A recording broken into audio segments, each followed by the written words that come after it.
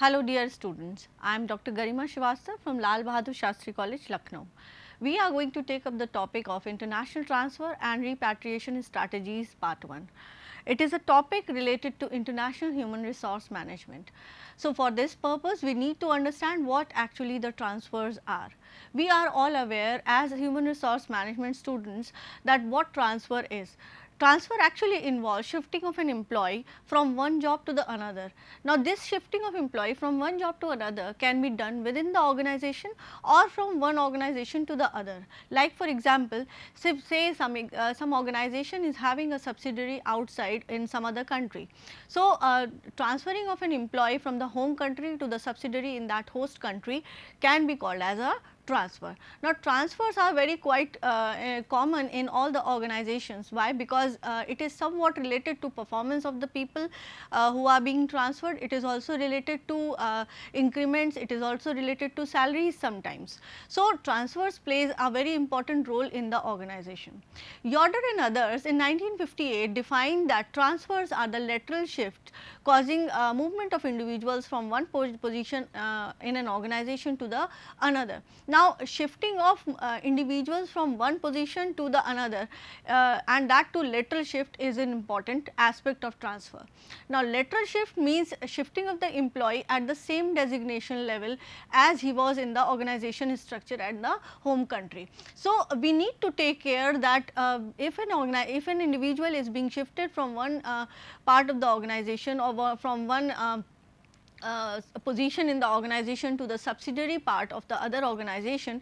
So, over there it is important to see which kind of position will he be offered, what will be his designation in that organization structure, and accordingly if the designation changes what will be the compensation package. So, we can say that transfers are automatically related to compensation package, it is also related to performance of the individual, and ultimately it is related to the productivity of that individual. So, it becomes an important part that human resource management defines transfers in a very important way. So, we can say that transfers are shifting of person or deploying of one person from the home country to the host country when we talk in terms of international human resource management. So, over here transfers we are taking in aspect in context of international aspect where people are being transferred from the home country to the host country. So, over here why transfers become important, because once the person is transferred from the home country to some other country, many other external factors come into play. Now, these external factors we can say like cultural change, language change, or a type of management style that is to be adopted by the person is altogether a change when he reaches the other country. So, that is why transferring a person, a suitable person who is most willing to go to the other host country and filling up his responsibilities in that country is important. Just transferring a person will not do it, because transfer should be successful enough, and for that success it is important that the person who is being transferred takes up the responsibility of performing all the functions in the international aspect. So, over here we are discussing what is actually the purpose of transfers in the organization. So, very important aspect, the very first one is the effectiveness. Once we called what is related to the effectiveness of the employee is his performance, is his style of management, is his adaptability in that host country. Now, altogether I am talking about the purpose of transfer in the international context. So, effectiveness altogether means that how a person is able to apply his leadership skills, his managerial skills in that host country altogether, and fulfilling the job that he is being assigned. Secondly, we can say the purpose of transfer is to reduce the monotony of the job. Now, sometimes people continuously do similar kind of jobs in an organization, and it is directly related to the monotonous nature of the job. So, to remove this monotony, to remove this boredom of the job, a person can be enriched with different kind of responsibilities. He can be enriched, his job can be enlarged with different kind of responsibilities. So, this transfer can help him to reduce this job monotony.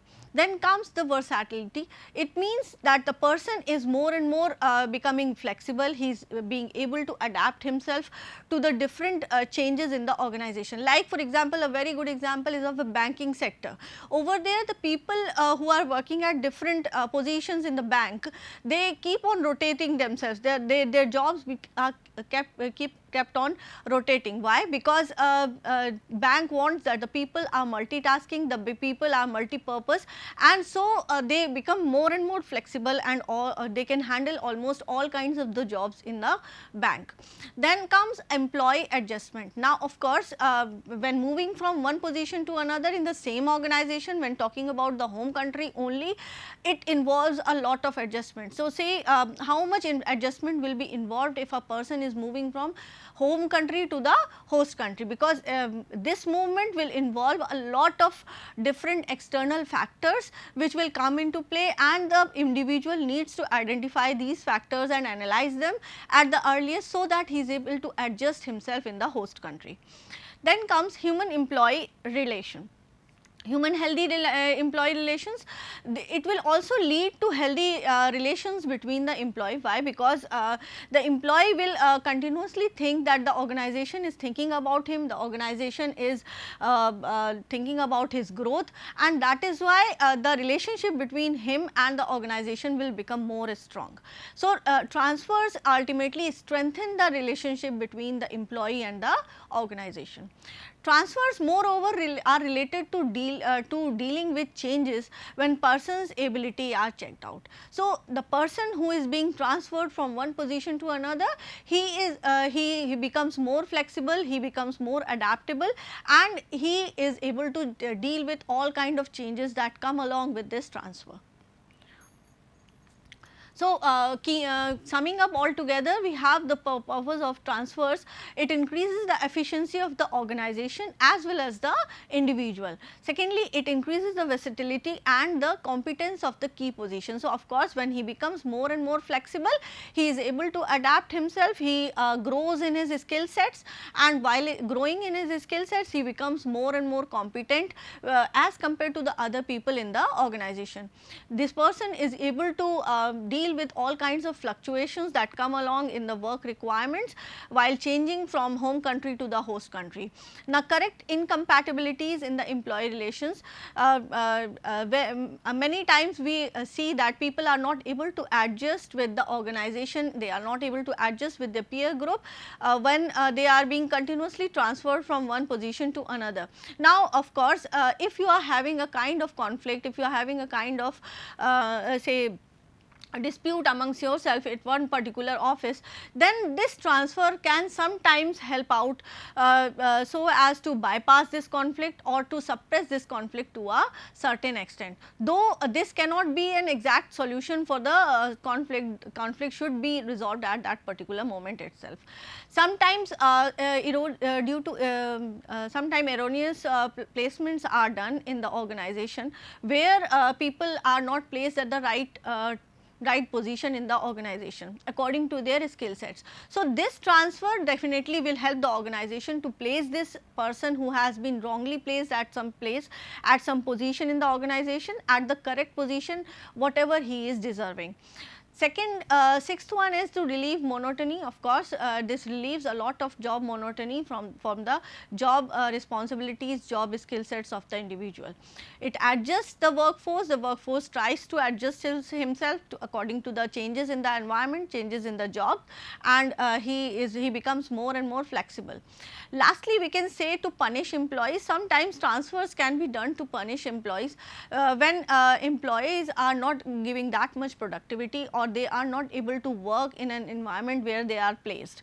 So, transfers definitely help in such kind of situations where person if his place is changed, if his position is changed, if he is transferred from one organization or one state to the another state, he can give more and more productivity, or he will be definitely thinking in his mind that why has he been transferred from this position to that particular position. So, definitely the next time he will try to give out more productivity. Then it limits taking advantage and sole control over the seat or the section. Now, we have often seen that once an employee is placed in an organization and he keeps on working for a very long time, he keeps he enjoys a sole control in that particular organization. So, to reduce this limiting advantage of this particular person, we can definitely transfer him from one place to the another. Though his leadership skills can be used at some other place, but the sole control or the seat of authority will definitely change. Then sometimes we use transfers to avoid favoritism and nepotism in the organization. This is related to the 9th point. Why? Because once a person is continuously working at one particular place in an organization, he starts enjoying this position, he starts enjoying his authority at this particular place. So, it may lead to favoritism, it may lead to nepotism. So, to reduce this, we can transfer this person who has a good kind of leadership skills to some other place where he is required, to make him conversant to different seats of work. So, transfers can make him multi-purpose, can make him multitasking at the same time. So, this transfer can help him to take feel of responsibilities of different kinds of job within an organization. Then, to maintain healthy relationship between the staff members and retain harmonious environment to avoid unnecessary disputes. Now, moving ahead, we need to understand why is employee transfer so important. We have already discussed the purpose of transfer, but this purpose are done due to certain needs or certain importance of employee transfer. The very first one is to minimize the politics between the employees. Transfers play a very important role. They can be a very important you can say object or method or measure to minimize the politics within the organization. Why? Because when people start forming groups after a long time in an organization, this group formation may lead to politics, this may lead to rumor formation in the organization. So, breaking up these groups, moving people from one position to the another, or transferring them to some other places may increase the efficiency, may increase the productivity of the employees, and altogether it will decrease the politics that was being created while forming groups in the organization. Secondly, it ensures cordial relationship between the employees. Now, once you are not being transferred from one place to the another in an organization, you start forming groups, the people start forming groups which are separate from professional groups. So, you do not try to mix up or mingle up with other people in the organization or other employees in the organization. So, this transfer may lead people to make cordial relationship with the other people, other employees in the organization who are located somewhere else in other parts of the organization. It increases the transparency of work. So, if we start working with other people, if we start working in different environment and transfers are continuously done in the organization, it will increase the transparency in the work that was being done by the last employee, and similarly when this work is carried forward by the other employee who has taken this position in the organization. So, it will increase whatever work was being done, it will reveal the information that was being done by the last employee as compared to the employee who has recently joined the organization. To obviate syndicate of employees for unethical purpose. Now, of course, it reduces the formation of groups, it reduces the formation of different you can say political groups within the organization where unethical purposes, unethical practices may happen. So, we should continuously, as an human resource person, we should continuously check out that these group formation as far as they are professional in nature are good, but once these groups become social, then in that case it may lead to unethical practices, it may lead to politics in the organization. So, these groups should be dismantled or they should be segregated in different places. Then to obviate nepotism in the organization into increased transparency. So, once we have fulfilled the objective of decreasing the nepotism in the organization by breaking up the groups in the organization, the transparency level between the employees will increase, because people will work with different individual every time.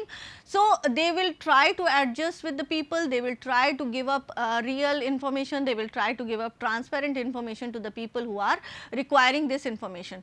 On the other hand, if they are working in groups, they may hide some of the crucial information of the organization. So, to bring more and more transparency and reduce the nepotism, transfers can be taken up.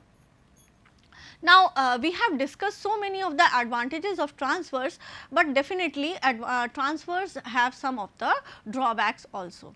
So, very first one, employees have attachment with the organization and may experience disturbance in their morale. Now, sometimes where there are no groups, the person keeps on performing on his highest level of say experience sets or skill sets.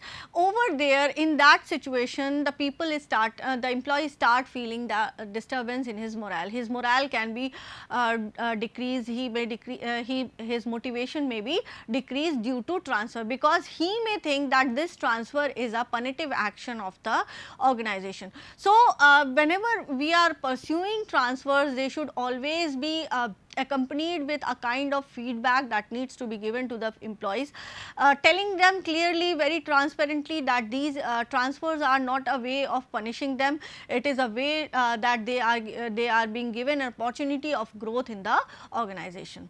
Secondly, there may be pressure of shifting the entire family to the new location. Now, of course, once transfer come a long way, the employee, he continuously starts thinking that how is he going to shift to the other place, what will happen to his family, how will he shift his family, where his children are going to study. All these pressure will come along the transfer. Now, this particular problem can be solved by when an organization intervenes in the personal life of the people. They assist the person, they assist the employee in getting the admissions, in getting the residence at that particular place. The organizations have come forward in helping the employees in meeting out these particular problems once they are transferred from one place to the another. Then thirdly, employee transfers will bring increased cost to him by way of shifting his household or furnitures in transportation. Now, of course, when we talk about transfer, either it is within the home country or from a home country to the host country, it will definitely increase some cost to him as well as the organization. Now, this cost can be called as expatriation cost of the organization when we talk about international context, where organization takes up the responsibility of meeting out all his costs once he reaches the host country. Now, on reaching the host country, where will he live, where will he stay, how will his family accompany him, where will his children study, all these responsibilities will be taken up by the organization itself in the host country. Then comes employee transfers may sometime lead to resignation for a reason that he may not be willing to leave the current position. Now, suppose transfers have been accompanied with a proper feedback that this transfer is not a punitive action. Still, some employees are not satisfied with this particular feedback of the organization, and these if he is not able to adjust, if he is not willing to leave his present position, the employee tends to resign, he tends to leave the organization as the earliest. So, there may be a risk of losing potential employees, skilled employees from the organization. So, transfers, if they are done, they should be very carefully done, and choice of candidates should be also very accurate. So, we have different types of transfers when we talk in international context, like we have shift transfer, rotation transfer, replacement transfer, remedial transfer, production transfer and penal transfer. Now, moving along, the very first type of transfer, that is the production transfer. Such transfers are made to meet the company requirement. The surplus employees are in one department or section who are efficient may be absorbed at the other place. Now, production transfer exactly means that wherever the employee is needed, he will be transferred to that particular position from one part of the organization. Now, this is often done when we have surplus of employees at one place and deficit employees at the other place. So, of course, when we have surplus employees, the level of work, the load of work will be lesser in that place, because there are too many of the employees to handle this particular position. Now, over here this may not may be related to compensation package also. So, in these cases the production transfers can be done where the organization sees that these surplus candidates, these surplus employees from one part of the organization can be transferred to the other part where they are actually required, and their skill sets will be optimally utilized. Then comes the second type of transfer, that is replacement transfer. This type of transfer take place to replace a new employee who has been in the organization for a very long time. Now, this actually happens when more and more politics come into play and more group formation come into existence in an organization. So, we need to replace some of the members of this group to some other place. This kind of replacement, this kind of transfer is called as replacement transfer. Now, here we need to understand that the word replacement is used because the same skill sets of the employee has to be checked out, which person will replace whom over here. Then we have the third type of transfer, that is versatility transfer. It is also known as rotation. It is made to develop all round employees by moving them from one job to the another. Now, the organization categorizes the job and they categorize the similar kind of jobs in one particular category. More and more rotation of the employees is being done in this particular category. So, this kind of transfer is called as versatility transfer, because the people are more flexible while moving from one position to the another position. So, and they also develop their all round personality, all round skill sets related to that particular job, as I have given an example of banking sector. Then the fourth kind of transfer is personnel or remedial transfer. As the name suggests, it is a transfer that is to rectify mistakes that was being done while selection and placement was done. Now, sometimes while selecting the people and placing them at the position they are being chosen for according to their skill sets, it proves to be wrong. We place a wrong person at the wrong place. Why? Because we have not analyzed the skill sets at the earlier part. So, when time goes on, then organization comes to realize that yes, this person can be more efficient, he can be placed at that particular place. So, this can be rectified through this remedial transfer. He will be transferred from his present position to the position that he is actually deserving. Then comes the shift transfer. Shift transfer, it is pretty common where more than one shifts are run in an organization. So, a person can be shifted, a person can be moved along from one shift to the another. Then the last one is the penal transfer. As the name suggests, this kind of transfer is used to penalize, it is used to make penalties or give punishment to the employees, where organization checks into the fact that the performance of an employee is not well enough, and according to this performance he will be more productive if he is transferred to some other place. So, the very next point is transfer policy. Now, understanding the policy of the organization is important, and transfer should be based on some of the rules, ground rules for the organization. Now, these ground rules are called as transfer policy. So, whenever you plan a transfer in the organization, it should be according to the policy that the organization follows. Now, why is this policy important? Because when we have the ground rules, there will be more transparency among the employees, and they will not feel cheated, they will not feel that the decision of the organization is biased. So, a proper transparent policy is important as regards to transfer in the organization. Now, transfer policy. A sound personnel policy requires that there is a clear transparency policy regarding transfers. If there is arbitrariness in the policy, sometimes superiors may misuse the transfer for their own personal reason. They may use this transfer, to bring about fear in the employees, they may use this transfer to instigate the employees to do something wrong in the organization. So, according to Professor Subba Rao, a systematic transfer policy should contain the following features.